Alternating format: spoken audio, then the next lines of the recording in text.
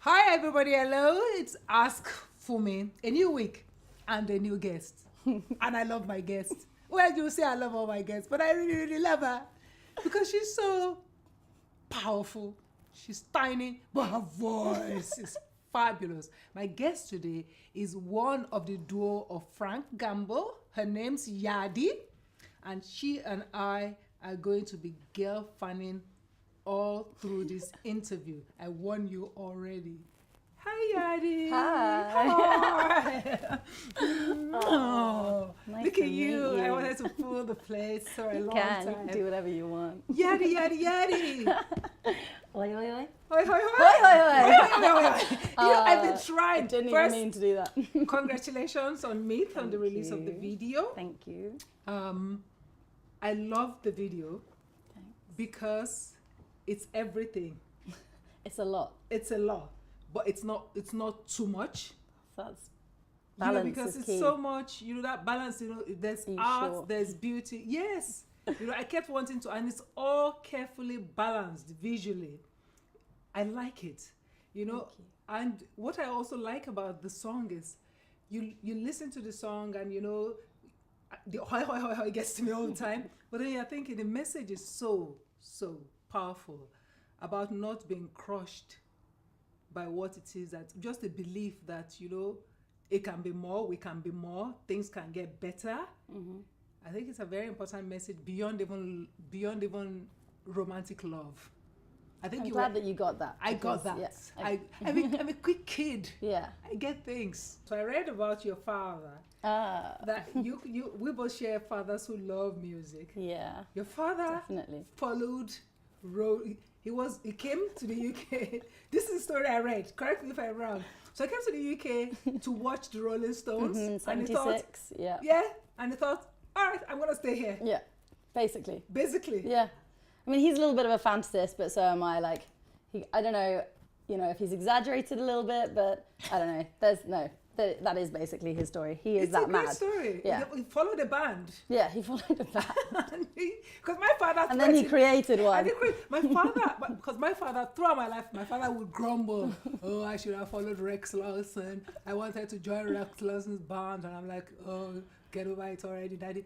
But your dad actually, Yeah. he didn't follow the band, but Yeah, he did used that. he just loved British rock and roll music, and living in Algeria, there wasn't a lot of it passing through. Yeah. So he used to kind of get any vinyl he could get his hands on, Yeah. and just fell in love with the music, then the culture, and then my mother. What I want to start with is a question that I want you to help me with. So I got a question, an audience question here, which I think that you and I would be good at talking about together. Which comes first? Sexism or racism? Which would you prioritize? Racism is, I don't know where I'm going with this yet, but I think racism is really tribalism. I've never heard that used though before, because once you see it that way, actually you make it more universal. When you say racism is tribalism. Yeah. Because I said one day on Twitter, and I got a lot of flack from a part of Africa. So I said, and it was similar, it wasn't this question, but I don't know what I was thinking at the moment when I said, in the UK, I'm black, but in Nigeria, I'm not black.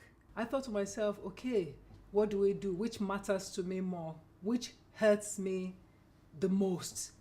And I said then that, you see, when I fly to Nigeria, I can switch off being black, but I cannot switch off being female. So for me, sexism is a bigger issue for me personally. I kind of agree, because I think that racism, that was kind of my point about it boiling down to tribalism. There are always going to be sort of questions between races and Yes, between people, tribes, and they're always people, going to have to overcome that. But I think if we can, if women and men are balanced, then everything is easier to tackle. Absolutely. And you know why sexism is important? Because you just said something that I've been banging on about for a while, is that, a lot of the things that a lot of the systems that we have built is around these strong ideas of what femininity is and masculinity. And that's part of why we have sexism. And if we fought sexism, or if we as human beings evolve beyond, those rigid ideas that underpin sexism, I dare say that a lot of things would improve, including racism, because Yeah, it's about absolutely. giving value to women and men, isn't it? To humans. To just, humans, yeah, all of them humans. not races, Ah. not different groups of people, yeah. Totally. Are we being idealistic or silly? I don't think so, and I think we're sort of headed towards it, I hope. But I think we're caught in this kind of trap at the moment where people have started using language as weaponry. Oh my God, yes. And like, there's so many fights about what feminism is, people are forgetting just to be feminine and be Yes. themselves. I think Yeah. feminism is about being a woman, and we were saying earlier how, you know, men are almost more threatened by women trying to be something they're not. Not that it's about, you know, being true to men's feelings, but it kind of is. It's about women being their strongest selves. And by strong, I mean soft, feminine, compassionate, nurturing. And that's when men and women work best alongside each other, I think, when like women are allowed to be themselves and men are allowed to be themselves. Absolutely. Because I was thinking then that even, you know, the times, because I get concerned where we say, you know, like soft, what do they mean by soft? What is soft? What is in soft? And you asked a question earlier where you were talking about strength. And I said, really, it's about definitions, isn't it? That we say that, you know, men are stronger than women. And I run away from comparison because it's different kinds of strengths. And you have to give value to the kind of strengths that women have just by being being women, they create. You know? There's nothing more powerful than a womb. It's sort of, we nurture life. And every month your hormones fluctuate. You deal with it without, you know, I mean, you deal with it. And it's become something that we're not supposed to talk about, which I find astonishing. Like all my life, the word period has been like a dirty word. And now I just tell guys when I'm on it because I feel like it just clears the air almost. Yes. Like they also don't know how to act around us. They Because don't we understand don't what we're going discuss through it. because we don't talk about it. Do you know what?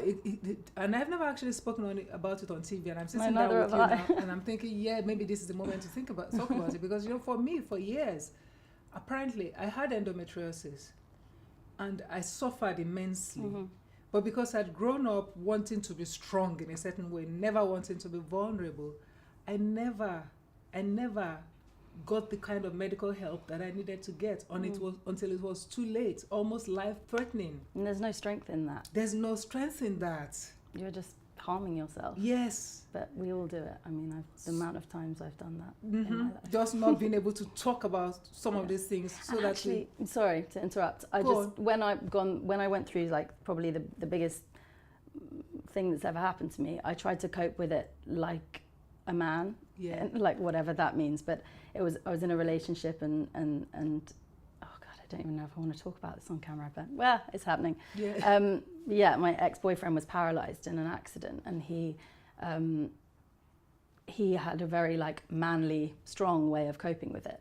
And I think I adopted the same coping mechanism, and it wasn't really coping. Like that wasn't the right way to deal with it for me.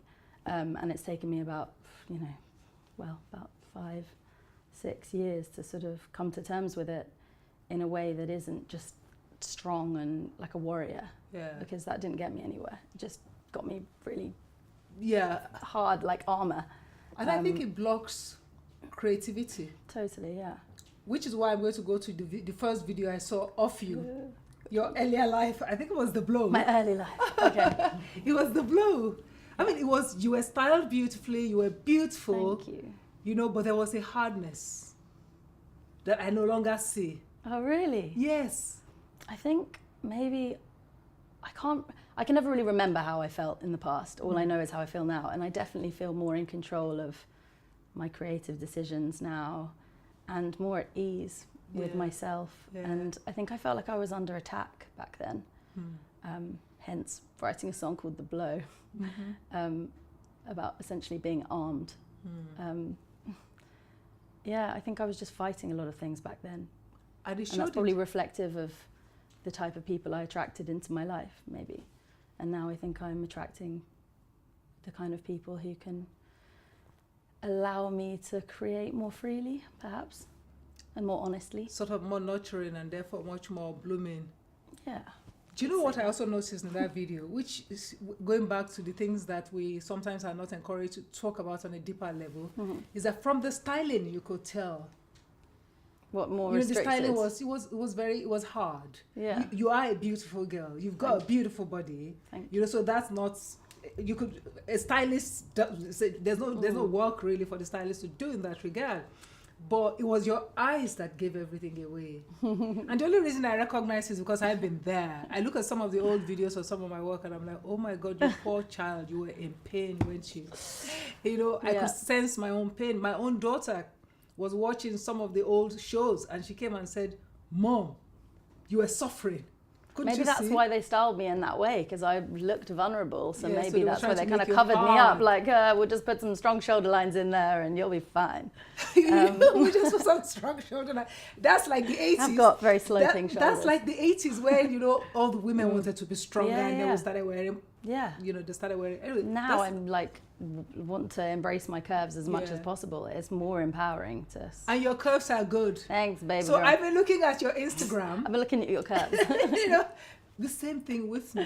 Maybe because I grew up in a more religious home. And so, I mean, the idea of the body as a vehicle of sin was very much imbibed in me. And for a long time, I just wasn't comfortable with my own body. It didn't come until recently. You know, in fact, it came really, really late in that regard. So this thing about, and I think it's two things, it's not just the religion. I was also I was book smart. Yeah, same. Yes. I know you got a first class in history. Yes. How did you find that out? I read this stuff, you know.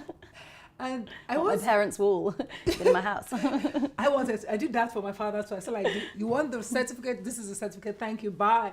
I never looked back. I did it for my parents. Really? But, yeah. Oh, I didn't. That's still the thing I'm the proudest of. If Yeah. anything, they didn't want me to go to university. They did it? They're very strange parents. No, they were like, why are you going to study history? You're an idiot. Just go and do music. Maybe that's why I rebelled. I was like, I will study now because you've told me not to. We always do the opposite to our parents' wishes. Also, yeah. I watch you with my daughter. So as a smart girl, how did you manage that? Because I know it's a struggle when you're a smart girl and then you are doing music, particularly popular music, you know, of any genre. It becomes. Was it a struggle? I find it still hard to say I'm a singer. I still find myself using the term songwriter because I think people will take me more seriously. I don't know. I've said it now. It's out. Maybe I can just get rid of that one. Yeah. Because I don't know. I think it's a snobbery, but it's also kind of how you think you're going to be perceived by society because of, you know, how singers have been conveyed in the past. I think for me, it's also like my hero. A lot of my musical heroes didn't write their own songs and were more kind of the face of the music. And, well, actually, I don't know, they're a mixture. But, yeah, I just didn't think I was going to be taken seriously if I just said I was a singer. I wanted everybody to know that there were other sides of me, I guess. Because, you know, no one really knows that I studied history and I used to be in a comedy group. I've done like a lot of different things. I read that and I've got too. some like, and I guess I'm just waiting for my opportunity to reveal all of those things at once, but I think that's quite hard to do. And I've struggled as an artist because people expect you to be kind of like cool and mysterious, and I'm not. I'm not kind of that cool and mysterious. I'm just fun-loving and love life and love people and love their stories, and so I find it quite hard to kind of just embody being just an artist. I've always wanted to be seen to be more than that. But your parents More than a myth. But your parents are right. What's that? Just do music. Yeah. No. Because I'm listening to you and, oh my God, Yedi, I hear myself. And I wasted a lot of time. I wasted quite a lot of time being concerned about, you know, a lot of those people are dead. Yeah, I know. They're dead. Yeah. It's dead, fam. And everything you've described is what, for example, I connected to in your music when I was introduced to it. when I saw the band, and I was like, who's that girl? Who's that girl? I saw everything. I saw your free spiritedness. I saw your warmth. I saw your, very femaleness. I think that is a winning formula. Enough. Yeah. That is that more comes than back enough. to women not thinking that that's enough to Yes. just be themselves. Yes. Yeah. So what are you doing? Because I see it's changing. It's little things I look at that tells me, okay, she's going in that direction. Because I see. Yeah. There's just like one little tiny thing holding me back a little bit. Yeah. And it will come. Yeah. It comes in its own time. Yeah. It will come. Yeah. But then I see it already. I see you going in that direction because I see the things you do. I see the way you dress yourself, for example, is much more loose and beautiful and free and curve loving. Move. Yeah. You got boobs on you, girl. And I'm like, yes. I saw a few shoots. There was something you went to. You were in a red dress, full red dress. The red dress. And you had nothing under it but underwear. No, that was terrifying, but I just kind of had to do it because I was scared of it. Yeah. Yeah. Why do we do that? I think that's where I find my strength, by just throwing myself at things and being scared. You have to be scared to sort of learn something, don't you? Yeah. You have to, and like I always talk about fear as a weakness and something that kind of governs us, but actually it really does just drive us. You have to be fearful to then combat something. You have to have hurdles to kind of move, don't you? To move forward. And as I said earlier, the woman's body is a political battleground around the world. But as women, certainly I have found this to be true, that the more you embrace the body, the freer you become in other ways. What is the connection between, for want of a better expression, nakedness? And I don't mean nakedness in that way, just an embrace. Why were you guys wearing the scarf? Well, we started with actually somebody else wearing a scarf. That was the first artwork we used. 4 Myths, the first time we put it online. Ah. We used a photograph from a photographer called Chloe Newman, who's a friend of Justin's. And she had these amazing images. I can't remember, I think the name came first, and then we decided to use the photograph. We had this name, Frank Gamble. I had been with Warner Brothers before. I'd been dropped, released, whatever you want to call it, amicably, but it, that was through. And I wanted to start something anonymously. And Justin had never really, I don't know if he'd considered being an artist, but that wasn't on his agenda right then. So I think for him, he wanted that anonymity to be, just because he was a little bit shy of being in front of the camera. So it suited both of us at the time. And we had the name Frank, and for me it was kind of like pretending to be a man, even though there's the 2 of us. It was purposefully misleading. And in the first song we put out, Something Wrong, we pitched my vocals down to make me sound a little bit like a man, so it was kind of ambiguous, and we wanted it to be genderless. We wanted to be anonymous. We didn't want anybody to have any preconceived ideas of what we were. And did it work? It worked, yeah. It got I us thought signed. it would, yes. We had, so not only did we call ourselves Frank Gamble, we set up an out-of-office reply on our email. So once word got out and people started hearing some music, they were trying to get in contact with us, and we set up an email, The Real Frank Gamble. And then we had an out-of-office reply, which said, I'm afraid Frank is away on important business. If you'd like to locate Frank, follow this link. And we put in a Google Maps link to a temple in India. And we had record labels emailing us, Columbia Records. I specifically remember saying, like, Frank, I'm outside the temple, I'm knocking on the door, are you there?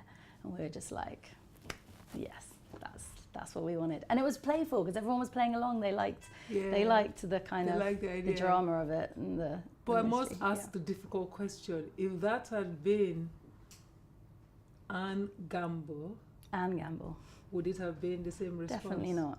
And I just felt that, it's a little bit sad, and I almost hate to admit it, but I knew that being a man would be easier. Story of our lives. Yeah, it's there everywhere. The gay gaps everywhere, And radio kind of are drawn to male producers. Yeah. Well, they were at that point. I think actually since then, we're talking 2 years ago, I think being a woman has become more desirable.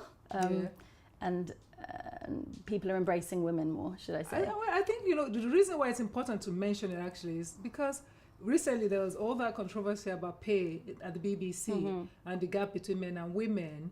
And, it's easy to focus on the easy answers. And I said, as a TV producer, I can tell you part of why it's like that. It's not an accident that the highest paid entertainer, the highest paid female and youngest entertainer on the Forbes list is Kim Kardashian, because she and her family created it. If it had been the traditional mode of a commission, the fact of the matter is that girls, and this is just back to prejudice and ideas of what a woman should be and should be doing and not be doing, is they don't get given this juicier, and maybe I shouldn't even use the word given, there isn't enough powerful roles created around women. Or do you think it's that women don't go for them because of their lack of confidence? Just to play devil's advocate. It's a mix. And I won't even. But maybe we're feeding that. Maybe women are feeding that energy just to take some of the blame away from men. I don't think women. Certainly, when I started my career, I wanted to do politics. It was during the military era in Nigeria, dictatorship. I had grown up with a father who was very interested in politics and who will discuss politics with me. I knew quite a bit about politics. I wanted to do politics. As soon as I came in, what they wanted me to do was a woman's page. And I said, I don't know what you mean by woman's page. I'm not doing woman's page. But has that hindered you, really? Because you're still very powerful through that pathway that you've come through. And it's a controversial question, but I almost wonder whether women are more powerful when they are sort of not taking the back seat, but acting not directly in the limelight. Because one of my questions I was going to ask you is just how have you got to this position? And maybe it's because you have not gone in the political route, because men might have feared you if you'd done that. And it's because you've just crept round, but you are intelligent, you are powerful, and so you have risen to the top as you were always going to. Yes, but I won't want it for my daughter. It's unfair.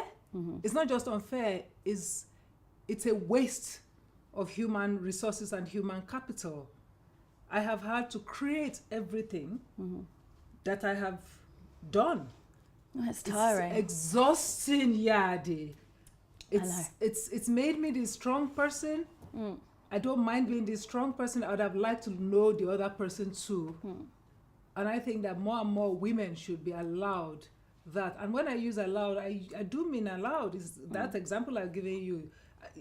They said, up until now, I mean, a big network came to me and they said, we want you to do a show on women. And I said, I just want to do a show. Can it just be a show? So it's a continuous thing. But I think, like everything else, the more we speak about it and speak about why it's like that. So oftentimes it's not even that. I don't think that somebody has sat in at the chair and said, no women here. They are reacting and responding to their own conditioning. And women too are reacting and responding to their own conditioning. But the more a new generation is aware of that, I think it will change. I think that a new generation, as you have said now, does not have to crush their femaleness to be taken seriously or to get things done. It's like the two shouldn't be mutually exclusive. We can get there to that point that we want to get to whilst embracing our femininity. In fact, maybe that's what will get us there. Right. Jadot I liked. Thank you. I like the juxtaposition, the different mixes. I also like the message, there. What did you think it was? I thought that what you were talking about, and I thought it was a lot deeper than appears on the surface. So we're talking about, relationships, how it is one person hurts the other one badly in a relationship. And I think oftentimes it's almost like it's not cool for you to be hurting so much. Anybody gets or we all get hurt. No, any kind of loss and any kind of pain is powerful. So I thought that you were talking there about, the song was talking there about first an acknowledgement of that, almost like that's shit. Let's face it. Shouldn't have to be this way. It shouldn't be, it doesn't have to be this way. Because Otherwise, what you are telling people to be is that when you go into love, you should go with your defenses up. However, That's not the right way how to you fall go, in exactly, love. we're not meant to fall How are in you love going to that fall way. in love? Yes. Was that right? Yeah, very good. Yeah. Yeah. It's about, I mean, what you touched upon there is how sometimes relationships can feel like there's a sort of colonized person and a colonizer. There's relationships are never good if there's one person in control and if someone's being taken advantage of. That doesn't promote love or happiness on either for either party. And it comes back to this thing of balance, I guess. Relationships have to be, both parties have to be getting some happiness out of it. And for that to happen, you have to be happy in yourself first. But then you can start a relationship happy and one person can change, and then you don't change at the same rate, or the imbalance becomes so that it doesn't work anymore. And it's just like we were talking about earlier, it's a flow of energy and everything's a cycle, and with relationships you have to kind of manage that cycle and make sure one person isn't getting swept up in it. How do you do that to the relationship? Because every message you get with relationship is like, oh, I've met this person, they complete me. No one can complete you other than yourself. So you have to be complete. I always hate the term single because it implies that you're lacking in something. I prefer the term complete. And then you can add to that. Now I know why I hated that thing. People always say, oh, as a single mother, as a single person. Oh, it's so annoying. It's such an annoying phrase. I'm like, what do you mean? Yeah, I've never felt single. Yeah, exactly. What does that mean? Yeah. So you have to go, but it's difficult really because everything is about power balance. And oftentimes we are not in tune with that in a relationship. Oh yeah.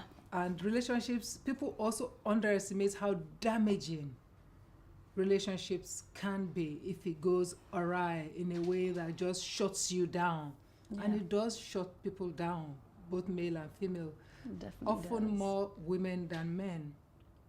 Because women, I think, are socialized to invest a lot more in the relationship. You find that women invest more. They're socialized to invest more. Oh yeah. I mean, I shouldn't say this, it's too revealing. But I think everybody knows this about me anyway. Once somebody has me, like I just give everything of myself. But I think, I don't know if that's it's a female quality to do so because we're natural nurturers. But like you said earlier, when it comes to work and career as well, it shouldn't have to be such a fight. Yeah. Like you should be able to nurture and be nurtured back. And so it's just allowing somebody to do that to you. Do you know what I found? Because similarly to you, because I'm a creative energy and I soak in. Oh my God, everything. I soak in everything. Yeah, and same. I love people. And in the past, I have allowed myself be damaged, in ways that were almost irreparable. What I have learned is self-valuing. I think the phrase is thrown around and thrown about, but we don't fully understand it. Because oftentimes also as artists, we are very self-questioning and we limit ourselves, and one of the things that has worked is to embrace all the so-called negative terms and rewrite them in my own mind. So things like proud, vain, all of those things that in particular I used against women. Because if a man was vain, people almost are attracted to that. Or if he was so-called proud, or if he was ambitious, it means strong. It means that he's strong. So we also have bought into that, and because we don't want to be perceived that way, we do hold ourselves back. And because, as you and I know, we are energy filled, we also attract that. So one of the things I've done wrong is I've embraced all of those and rewritten them in my head.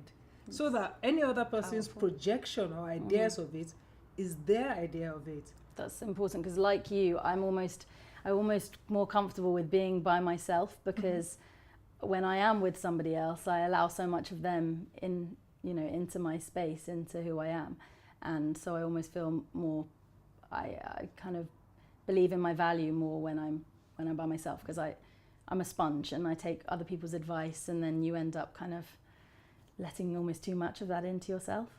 And so, but that can be really dangerous, because then you can sort of put a barrier between you and other people, and that's pointless, because then you never feel anything.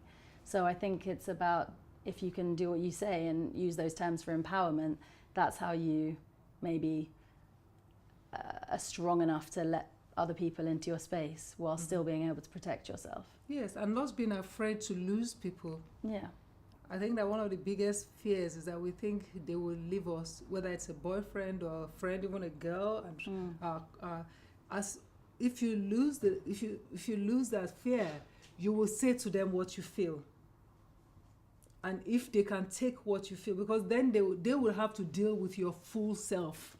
I've got a good analogy for this. I'm really good at haggling in markets for other people, but when it's something I want, I can never get it. Like, I just kind of, I want it too much, so I kind of put too much pressure on it. Mm-hmm. And if it's for somebody else, I kind of play it cool and walk away, and then I get the good price, my friend. You've got I just had you use like you're in the market somewhere in Africa and I've got a good price for that. You've got to turn that around in your head. Yeah. You've got to turn, it's just all about asking for what you want, isn't it? And just absolutely, getting better and at that. not being afraid. And that fear comes from an idea of scarcity, that love is scarce, resource of any kind is scarce. Nothing is scarce. Nature has an abundance. Maybe it's because we're told it is. You know, in stories, there's always just like one happy couple, one happy ending. Like it's sort of almost, love is almost romanticized too much, whereas love is actually everywhere and in all of us, and there's enough to go around, like you say. It's kind of, it is of course precious, but it's not unreachable. Tell me about the future of Frank Gamble. Nobody knows the future. Yes. But we are going to put a lot more music out. We've got a mixtape coming out in autumn. We just dropped our EP, Myths, and we're playing a show on the 9th of August at Selfridges, which I hope you can come to. And yeah, writing more songs, discovering ourselves even more, and experimenting as we are always doing. That's the only thing consistent about us, is we're always trying something new. Right. So you ask me one question. Oof. Any question. What are you most afraid of? Good question. So Fela Kuti, did you know Fela Kuti? Of course I do, yeah. So one of his songs, it says, you know, it sang about somebody dying wrongfully.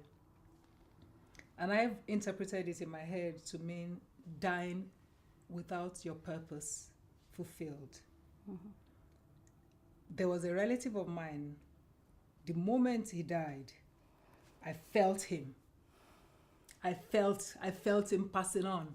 I know it sounds crazy, but I felt him passing on. And what I felt, the energy I felt, was an overwhelming pain and regret at not having been able to do the things he truly wanted to do. My biggest regret is to be incapacitated in such a way that I am not able to actualize all these ideas in my own head. I want to die knowing that the things that I really wanted to do, I died trying. Have been done, yeah. Because you never finish. No, of course. So I don't want to die wrongfully. So whether it's a country, it's a situation, it's gender, it's race, anything that might stand in the path of achieving that, I stand against it. You fear fear itself. No fear. I don't have fear. I don't have fear. You know, I think that's one of the things I was saying, even with relationships and everything, what got me there was being losing my health for a long time, and seeing the reaction of people, and for the first time facing the possibility of not being there, and seeing, it's very humbling, and it's also very powerful. Once you are not there, you just are not there. Everything goes on, everything carries on. Yeah. So then you become aware of being there, and you want to make it worthwhile. And I'm not talking about maybe even doing something spectacular. if I want to learn to make the perfect ice cream, I'm going to We're learn going to try. to make the perfect, or die trying to make the It's a perfect good goal. ice cream. So that's the thing. I want to die. I want to die well. Yedi. Oh, it's so lovely to meet you. You I've got too. about 100 more questions. Can we stay here a little longer? We've got a lot of time. Yeah. Because I've got my eye on you. Watching. I'm watching you. Good luck. Thank you. All Thank right. you so much. And so that's my conversation with Yedi. I know it was a bit, girl love girl, but I think girl love girl is good. So send me more questions. Next week, I'll be here with somebody else. Thank you. Bye now.